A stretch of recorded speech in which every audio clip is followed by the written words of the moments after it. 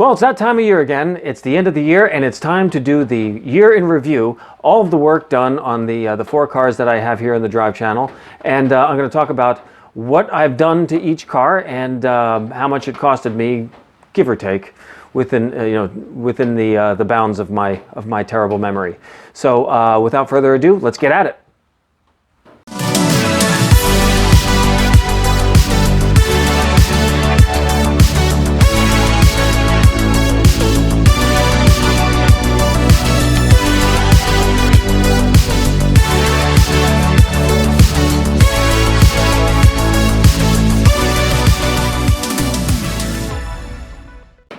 So I'm going to start with the car that I did the least amount of work for this year. So in the beginning of the year, I did my regular oil change for the XK. I typically buy my oil, I do Mobil 1 in all of my cars. And so it was, I think the car takes about 6 quarts of oil and an oil filter. And that's all that I did to the car this year. So it was probably, give or take, about $75, $80 to do the work. Now I wish I could say that the car was just super reliable and it didn't need anything during that time, but that's actually not the case. In the middle of the summer, the air conditioning compressor decided to pack up on me, so the car hasn't had air conditioning since. But because I was so completely involved with the 355, there was no way I was going to take apart the Jag and start working on that. And in fact, the air conditioning compressor for that car is it's a lot of work. Like, you have to take the whole nose off of the car, and I think I may need another. I may need a new auxiliary fan as well. So there's really going to be a lot of disassembly to get that job done. So maybe next year, probably next year. I need to dedicate some time to that. So, but at least for this year, 2023, $75. Okay, hopefully you could hear me because it is absolutely chucking it outside, as Harry Metcalf would say. But the second cheapest car that I had this year was the Aston Martin. So it did have 2 little issues with it. It had a rough idle. And so earlier this year, and I made a video about it, replacing the coils, all 8 coils. And I talked a little bit about how you could save a bit of money doing that. And then I thought I was home free for the car, but then all of a sudden at the end of the year, just a couple weeks ago, the battery packed up. So I did another very quick video about how to replace the battery on this car. Okay, so here's the new battery. I got the red type this time. The last one I checked the manufacturer date on it, and it was 1/17. So it's actually basically just 1 week or 1 month shy of 7 years. So that's actually not too bad. Okay, and it is in. This was tightened down there, that little screw. This is the negative terminal's tightened. The positive terminal is tightened. There's a little boot that I need to just slide over that now. And then the next step is to just put this back in place. And there are 2 screws. They're just regular Phillips head screws that will go on. And there you go. Lovely. So the tab is out and the battery's back in. I haven't even tried to start it yet, but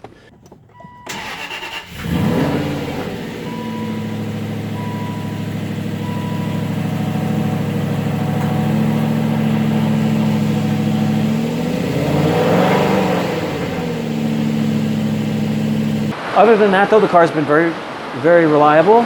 It's been a delight to have, and yeah, I'm looking forward to another year. I'm going to be changing the oil soon in the springtime, so that's on the agenda. But in terms of what the car needs, that's about it.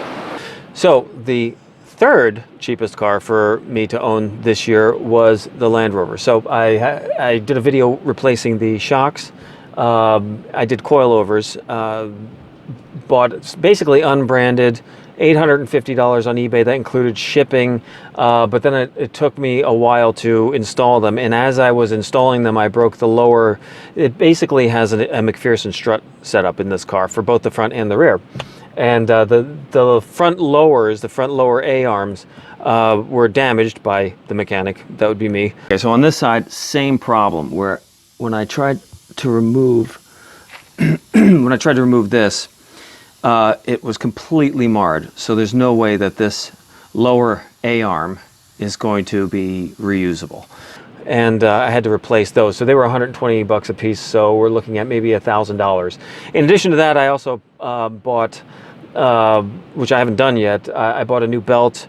I bought a new idler and tensioner, so that I could, and I'm probably going to also replace the water pump coming soon.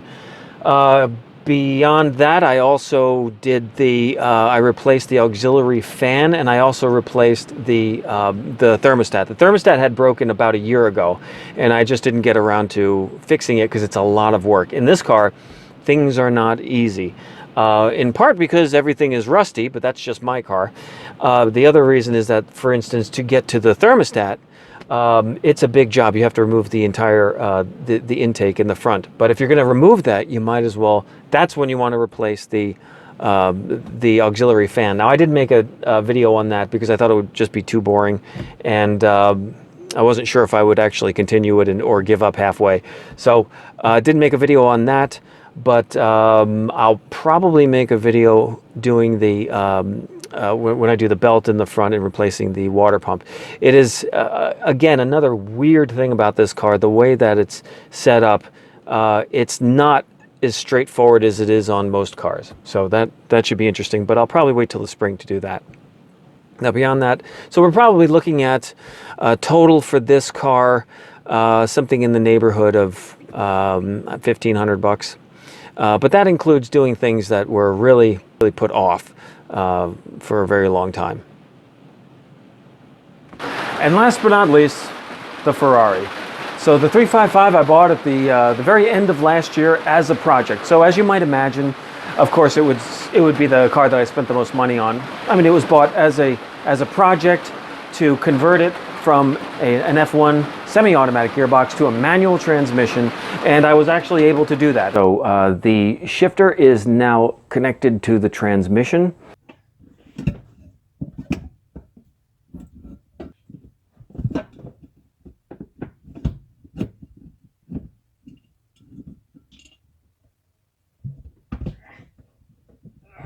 Oh, yes.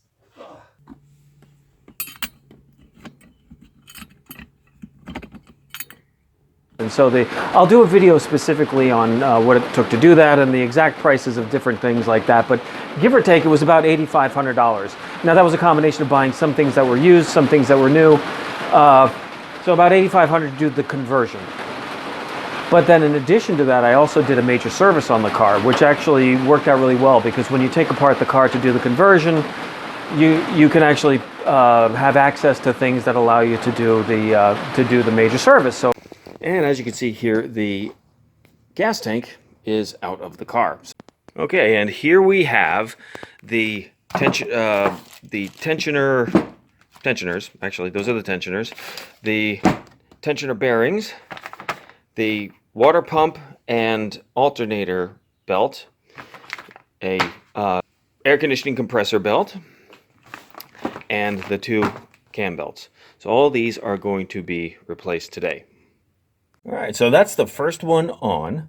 So we got the new belt, we got the new tensioner there. I haven't pulled the pin yet, so this little pin is what you pull last. But first you have to tighten everything up and check the gap there. That has to be 2.5 millimeters. So I checked the gap, this is all tightened up, and really all I have to do is pull this and pull the pliers off of there as well. In addition to that, I discovered things that it needed, things like the CV boots. What I find astonishing about the fact that the CV boots have disintegrated is just how brittle they are. So when I felt them, they are quite brittle at this stage. And I would think that, look, this car is old, but I didn't think it was really that old. It's about 25 years old, being in 1998. This is 2023. Yeah, so extremely brittle. Okay, so here are the CV boots. It's a lot of work times 2. That's the only downside to this. But here's what they look like. These are the same for a 355 as they are on a 77 to 83 911, which is pretty funny because I used to actually have a 1983 911. So that was a couple of weekends. So just when you think you're hitting your stride, you have to kind of stop and do another thing. So it's been an interesting ride, and hopefully you guys joined for that joined me for that journey, but you could always go back and watch the old episodes. Even if you have watched it, you can go back and watch again and again if you want. But in terms of what the car still needs, my adventure with this car is by no means over. So I have a list of what the car still needs, and so I'll just go over them right now. So one, adjust the brakes. So I still the brake pedal requires a little bit too much travel before the brakes actually kick in. I just have to adjust the brake booster there. Fix the pop-up headlights. So the pop-up headlights are they worked when I first got the car, but then they stopped working almost immediately after getting after that. So maybe like 2 or 3 weeks into it, I go to turn on the lights just because I'm playing around, and they don't work. Let's see, fix the seat. I talked about that before. I still haven't done that yet. I have to remove the passenger side seat and fix the thigh support. Install the oil temp. I already bought that part. It's sitting in a box somewhere. I have to do that. Get the oil pressure in the center console to work, in the dash, the driver's binnacle to work. Fix driver's door light. So the door light works on the passenger side and looks real cool, but it doesn't work at all on the driver's side. Fix the airbags, because I broke the I broke that ribbon-like wire that attaches to the airbag. Plus, it also needs a new ECU, airbag ECU. So that's going to be expensive. Speedo isn't intermittent, so I'm going to get a new sensor for the speedo. Those are about $550. I want to delete the drive block, the thing that prevents, in the ECU, that prevents the car from going unless you use the clicker. That's really, really inconvenient and possibly dangerous, because if I stall the car, hit the button, and then start it up, and it's way, way, way too long if I'm in the middle of an intersection. Let's see, replace the sill. I did buy the sill. That's been sitting upstairs for a while. I just have to replace that. Easy work. Coilovers. So, after driving the car, I realized that the shocks are completely worn on the car. So, I can have the shocks rebuilt. They're about $450 a piece, plus shipping to rebuild them. So, figure about $2,000. I could also buy coilovers for about $1,200 for the car. So what I'm thinking about doing is buying coilovers and then having the original shocks rebuilt kind of at my leisure. Because the other thing, in addition to the expense, I don't want the car to be off the road for too long. So I might just have coilovers as a stopgap and see how they work. The speakers in the doors, the radio speakers, which will probably never be used, have completely disintegrated. Now, this is actually a common thing with the 355. I noticed it when I took apart the door panel to fix the driver's side switch, and yeah, they're completely disintegrated. I looked it up. Totally common thing. So while I'm in here, I just noticed my speaker has just a slight issue here, in so much that it has disintegrated over the years. I've seen some bad speakers in my day, but that is about as bad as I've ever seen one. So that is fully inoperable. I don't know what the heck they made those speakers out of, but they just turned into dust after about 10-15 years. So we'll replace those. A couple of, I need some battery tray. I need the panel behind the battery is missing. The car just never came with it.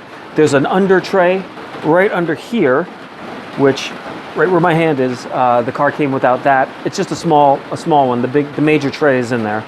I have to put some things back together, like the big tray back there. I cleaned it up. And so that's what we're looking at for the next year. The question is whether I'm going to do all of these things or if I'm going to do part of them, because my other cars need some work. As I mentioned, the Land Rover has some work that needs to be accomplished. And of course, the Jag has a lot of work that needs to be accomplished. For the Jag, I'm looking at possibly redoing the front shocks. The front shock absorbers need to be replaced, and the lowers. I did the uppers about 2 years ago, and I still need to do the lowers, and I'll replace the front shocks. So that's what I'm looking at for the next year. So that's for all of you who have joined me on this journey this year. Thanks for sticking with me. And if you haven't seen them, you could go back and watch them, or go back and watch them many times if you've already seen them, because what the heck, why not? But look forward to seeing you in the new year, and with all the projects that are anticipated, and of course the ones that are not anticipated. Will be interesting to see what those are. And in the meantime, have a great new year, and I'll see you next year.